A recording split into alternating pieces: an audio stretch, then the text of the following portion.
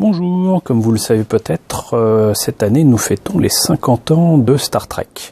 Et Revell a eu l'excellente idée de proposer deux de leurs kits relativement récents pour fêter ces 50 ans. Et quoi de mieux que de représenter les deux formes de l'Enterprise, l'USS Enterprise, que l'on voit dans la série des années 60, de 1966, avec le Captain Kirk, tel qu'on le voit donc ici, et l'Enterprise, toujours avec le Captain Kirk, mais des films notamment lancés en 2008 par J.J. Abrams.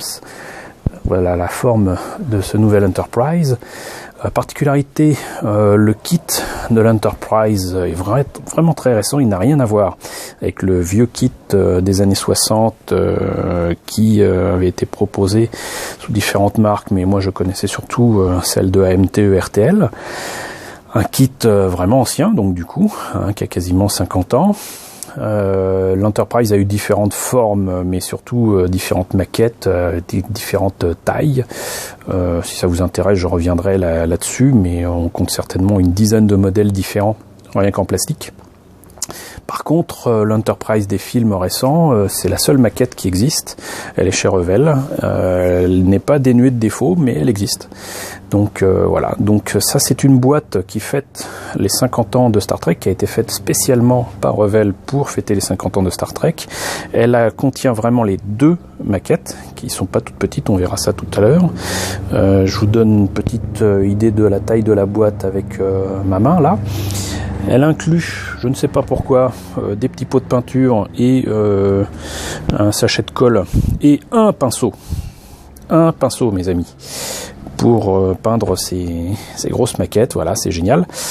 Et beaucoup de planches de décalco aussi à utiliser, mais on va y revenir. On va vraiment voir dans le détail ce qu'il en est pour cette maquette. Petite précision, je dois cette maquette à mon ami Eric, que je remercie ici, qui m'a filé cette maquette contre paiement de, du montage et de la remise en état d'une de ces maquettes, le Venator pour ne pas le nommer. Merci Eric de m'avoir fourni ces maquettes. Moi ça me fait très plaisir parce qu'en plus j'ai beaucoup de maquettes de Star Trek, mais je n'avais pas celle-là, donc ça va être l'occasion de vous les présenter. Ne bougez pas, je vous ouvre la boîte. Alors attention, il y a un paquet de choses. Alors, par quoi commencer ? Peut-être l'Enterprise classique. L'Enterprise classique, donc, que voici, que voilà. Et qui est donc, encore une fois, je le répète, une nouvelle maquette. Et qui est relativement facile à monter par rapport à ce qui se faisait avant. Particularité, c'est que vous avez beaucoup de pièces transparentes qui permettent en fait d'illuminer le vaisseau si vous choisissez de mettre un système d'éclairage à l'intérieur. Les pièces qui sont présentes, toutes les pièces à rajouter donc dans la soucoupe pour l'éclairer. On va revenir sur les planches de décalque après. Alors ce qui est bien, c'est que ça inclut quand même aussi les feux de position, bien évidemment ce qu'il faut pour faire la passerelle, les moteurs à impulsion, les grilles, les détails sur la soucoupe sont quand même un poil grossier. Ça aurait bénéficié d'être un petit peu plus fin quand même, mais c'est là. Donc ça c'est pour les Bussard Collectors comme on les appelle, et les moteurs Warp sans quoi ils ne pourraient pas voyager. Ce petit détail inclut très clairement qu'il s'agit du modèle de la série et non pas du premier ou du deuxième pilote de Star Trek. J'y reviendrai dans la présentation d'autres maquettes de Star Trek et de l'Enterprise, mais voilà, ça c'est le petit détail qui tue. Ça c'est vraiment pour le reste de la série. On le voit ici, donc rien de bien compliqué, sauf si encore une fois vous choisissez de l'éclairer de l'intérieur. Le bouclier déflecteur, pardon, la secondary hull avec encore une fois énormément de pièces transparentes à placer dedans pour les petites fenêtres. Alors ça, dans les autres maquettes, ça n'est représenté que par des décalcos quand c'est seulement représenté. Donc ça, c'est vraiment la particularité de cette maquette, donc de proposer toutes ces parties transparentes pour l'éclairer de l'intérieur. Des petites structures qui permettent de s'assurer de la solidité de cette partie-là. On place la soucoupe. Le socle représente le sigle de l'Enterprise, qui devient dans les films le sigle de Starfleet carrément. Et donc là, c'est supposé être non seulement le guide couleur, mais aussi le guide pour placer les petits décalcos un peu partout, parce que mine de rien, il y a pas mal de marquages. Voilà. Donc, la planche de décalco, la voici, la voilà. Elle permet de faire aussi bien l'USS Enterprise que le Potemkin ou le Constellation. Il y a les différents numéros des vaisseaux présents. Vous avez même les plaques des vaisseaux qui sont représentés. Et comme apparemment il ne doit pas y avoir toutes les fenêtres, là il y a les décalcos qui permettent de présenter les hublots éclairés ou éteints. Et vraiment des petits détails qui tuent, qui sont vraiment très bienvenus et qui permettent certainement de faire une maquette absolument fantastique. Pour les pièces en elles-mêmes, je ne les ai pas sorties des plastiques parce que la boîte a un gros défaut, c'est qu'elle est énorme, mais surtout elle a l'air d'être très fragile. Donc je n'ai pas envie de perdre des pièces. Donc je les ai laissées dans les sachets. Alors je peux vous dire que les détails en creux qu'il y a sur les moteurs Warp sont absolument magnifiques. Et que ça, sur les autres maquettes, on ne pouvait les obtenir que soit en les gravant soi-même, soit en les peignant. Donc je peux vous dire que c'est quand même assez beau, c'est assez bien foutu. On le voit ici, donc le Secondary Hull avec les trous qui représentent les hublots. Là aussi, pas facile à faire avant parce que comme c'est carré, même avec la lime qui va bien, je vous dis pas le travail que ça représentait, quoi. Comme je le disais, énormément de pièces transparentes. Là, on a à la fois le stand et la soucoupe dans d'autres sachets. Et là, on voit que la soucoupe, elle est pas petite quand même. Mais les détails qui sont dessus auraient quand même gagné à être un petit peu plus fins. Mais on va pas bouder son plaisir, c'est quand même un très beau modèle. Et un modèle que j'aurais vraiment plaisir à monter dans un futur pas trop lointain, j'espère. Voilà, je ne pense pas avoir la possibilité de le faire rapidement pour cette année, mais je le ferai en tout cas avec un plaisir non dissimulé. Je le disais tout à l'heure, le truc ridicule dans ce kit, c'est que c'est proposé avec ça comme colle, des petits pots de peinture acrylique Revell. Donc, mesdames et messieurs, sachez que on est supposé peindre les deux kits complets avec ce petit pot. Je sais pas qui c'est qui a eu cette idée-là, mais c'est vraiment ridicule. Il y a du cuivre, du blanc, du rouge, qui d'ailleurs a commencé à perler, on va dire. Du bleu, de l'aluminium et du blanc. C'est totalement insuffisant pour deux maquettes de cette acabit-là, de cette taille-là. C'est complètement ridicule, mais en plus de ça, on est supposé les peindre avec ce pinceau. Voilà, donc ça part d'un bon sentiment, mais c'est complètement idiot. On ne peut pas peindre ces deux maquettes-là avec uniquement ça, c'est totalement impossible. On va passer à l'Enterprise des films. Donc déjà on notera, comme ça j'en suis débarrassé, que la planche de décalque est beaucoup plus fournie. Pour autant, je le dis tout net, c'est sympa, mais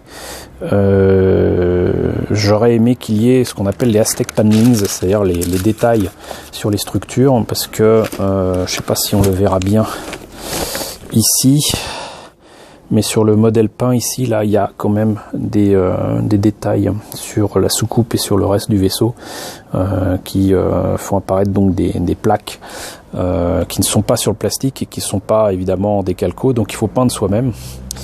Si je me trompe pas d'ailleurs, il y a, je crois, un truc qui permet de faire, soi-disant, voilà, il propose avec le pinceau toujours de faire ce genre de détails ici, là, sur secondary hull, et le plus drôle, tu vas me lâcher toi, hop, pour la soucoupe, voilà. Alors c'est bien, il y a le guide, mais à faire comme ça à main levée avec un pinceau, je vois pas. Bref. Ce vaisseau est supposé être l'Enterprise de Star Trek Into Darkness. Alors j'ai cru comprendre qu'en fait les plans et les détails du vaisseau prouvent qu'en fait il s'agit vraiment du premier film Star Trek de J. Abrams 2008. Mais on va pas chipoter. Donc voilà pour la notice d'assemblage, de montage en couleur. C'est quand même bien foutu. Comme je disais, bon, ça c'est ridicule, on peut pas faire ça à main levée. Mais si on s'amuse à faire le masquage, bon, ça aurait été bien qu'ils fassent éventuellement les dessins, au moins imprimés, ces trucs-là, pour pouvoir, je sais pas moi, photocopier ou découper pour faire du masquage directement. Mais là, c'est pas à l'échelle. On va comparer tout de suite. Je pense pas que ce soit à l'échelle du tout. Vous voyez, voilà la soucoupe. Voilà le dessin, en fait il faudrait agrandir facilement de 2 fois, donc c'est un peu décevant. Voilà. Des pièces transparentes pour l'éclairer de l'intérieur, parce qu'on est quand même dans une maquette récente. Encore une fois des structures pour tenir le secondary hull. Et tout ce qu'il faut donc pour le monter, étape par étape, tranquillou pépérou. Voilà. Et toutes les instructions pour mettre les décalcos. J'aime bien la forme de ce vaisseau contre toute attente. J'aime pas trop les films, à part le tout dernier qui est Star Trek Beyond. Mais je trouve quand même que ce vaisseau quand même franchement de la gueule. La soucoupe, aussi grosse, aussi énorme que la soucoupe du refit des premiers films, donc des films de 79.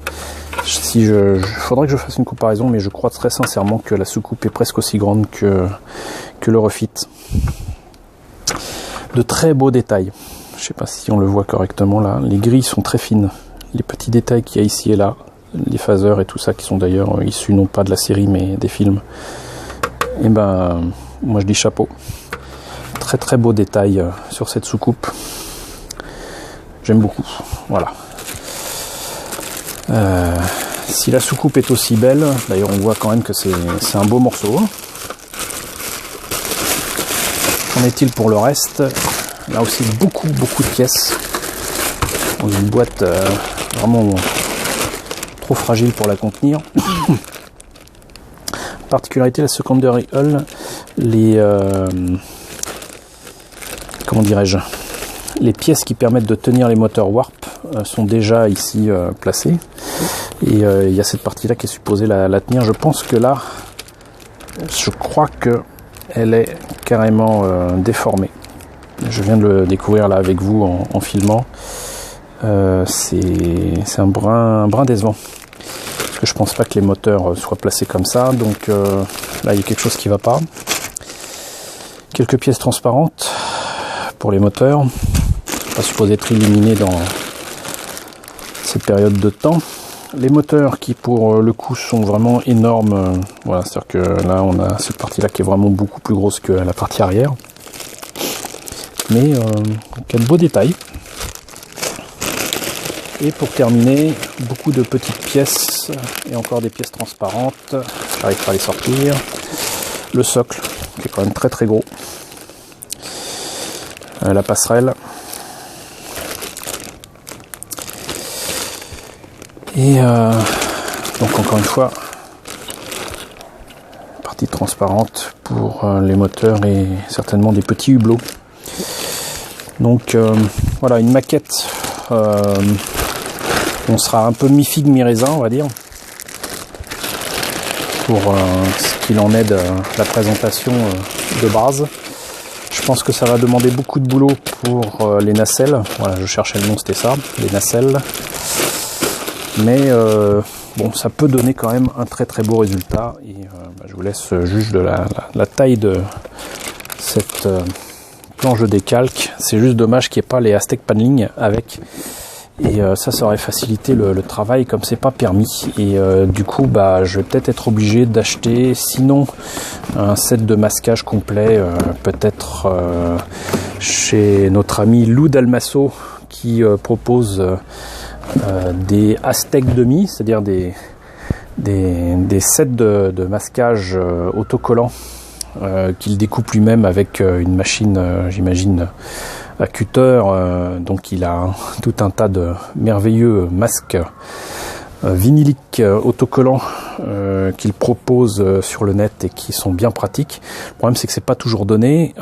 Pareil, il y a aussi des sets de décalco déjà tout faits qui sont supposés se mettre directement sur la maquette. Le problème, c'est qu'il faut vraiment être très très doué avec les décalcos. Là aussi, c'est pas donné et au moindre défaut, on se retrouve avec un truc foutu et ça ira pas. Je pense que ça sera nettement mieux fait avec de la peinture et du masquage. Donc, pour résumer, il y a éventuellement du travail de masquage à faire là, mais ça sera beaucoup plus facile. Là, ça sera nettement plus compliqué, mais le résultat final pourrait être vraiment très très beau et pourrait en surprendre plus d'un. Dans les deux cas, de toute manière, ce sont des maquettes qui nous invitent à les éclairer de l'intérieur. Et là, il y aura certainement un petit travail électronique sympathique à faire dessus. Alors, c'est pas ma tasse de thé non plus, mais je ne suis pas contre apprendre. Et puis, surtout, j'ai pas mal d'amis qui devraient pouvoir m'aider à ce niveau-là. Donc, si en plus c'est un projet à plusieurs mains, moi, je dis oui. Voilà, donc encore une fois, merci Eric de m'avoir envoyé cette maquette. Merci à vous d'avoir suivi cette vidéo qui commence à devenir un peu longue. Quoi qu'il en soit, bon anniversaire à Star Trek, c'est les 50 ans, youpi. Je vous retrouve très bientôt pour d'autres vidéos, peut-être sur des maquettes Star Trek. En attendant, si vous avez aimé, n'hésitez pas à partager la vidéo. Si vous n'êtes pas abonné, n'hésitez pas à vous abonner. Et je vous dis sinon à très bientôt pour de nouvelles présentations de maquettes de science-fiction.